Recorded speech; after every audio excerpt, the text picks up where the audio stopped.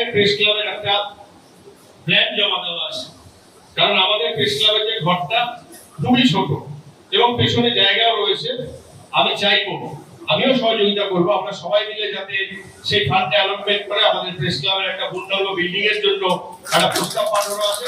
সেই প্রস্তাব আমরা সবাই মিলে সহযোগিতা করে যাতে প্রেস ক্লাবটা সম্পূর্ণ হয় সেটার চেষ্টা সবাই করবেন। কারণ ভোট এসছে, ইভেন আমি যদি আমার এমপি ফান্ড থেকে টাকা দিতে গেছি তখন বলছে না না ওটা উত্তরবঙ্গ ডিপার্টমেন্ট থেকে হবে, এই হবে সেই হবে, গল্প শুনেছি, কিন্তু কাজের কাজ এখনো কিছু হয়নি। বরঞ্চ সাহস দিয়ে আমি মেহেদিদাকে বলবো, বকিদাকে বলবো, এখানে তুলতে গেছে অনেকবার, ওরা আমার কাছে কিছু কিছু টাকা চেয়েছিল, আমি কিন্তু সাথে সাথে স্যাংশন করে দিয়েছি, কাজের ওয়াক অর্ডার শুরু হয়ে গেছে। কিন্তু উত্তর দিনাজপুর প্রেস ক্লাব তখন আমার টাকাটা হয়তো অচ্ছুত ছিল কোনো কারণে, আমি জানি না, কারণ আমি বিজেপির এমপি সেই জন্য হয়তো, কিন্তু তখন বলা হয়েছিল এমপি থেকে সব ফাইনাল প্রজেক্ট হয়েছে, কিন্তু কোনো প্রজেক্ট আজকে অবধি কিছু হয়নি।